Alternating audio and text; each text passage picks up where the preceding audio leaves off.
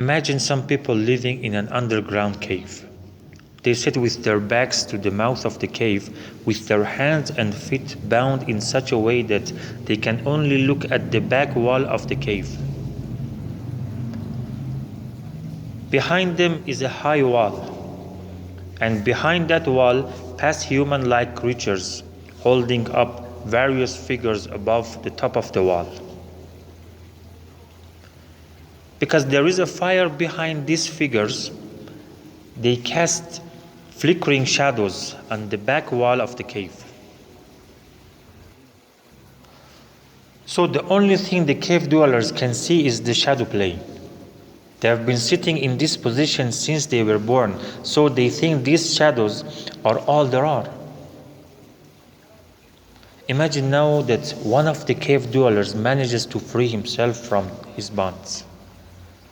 The first thing he asks himself is, where all these shadows on the cave wall come from? What do you think happens when he turns around and sees the figures being held up above the wall?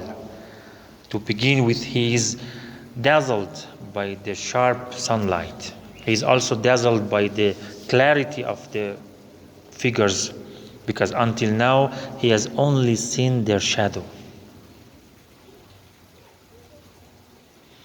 If he manages to climb over the wall and get past the fire into the world outside, he will be even more dazzled. But after rubbing his eyes, he will be struck by the beauty of everything. For the first time, he will see colors and clear shapes. He will see the real animals and flowers that the cave shadows were only poor reflections of.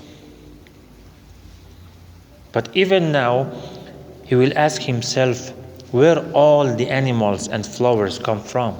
Then he will see the sun in the sky and realize that this is what gives life to these flowers and animals, just as the fire made the shadows visible.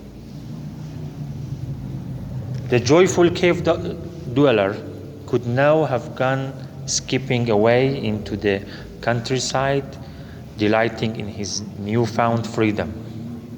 But instead, he thinks of all the others who are still down in the cave. He goes back. Once there, he tries to convince the cave dwellers that the shadows on the cave wall are but flickering reflections of real things. But they don't believe him. They point to the cave wall and say that what they see is all there is. And finally, they may kill him. This is the prophet's road from shadowy images to the true ideas behind all natural phenomena. Prophets and their successors, or we can say religion, tries to light the way to true insight. Religion wants to show us the truth.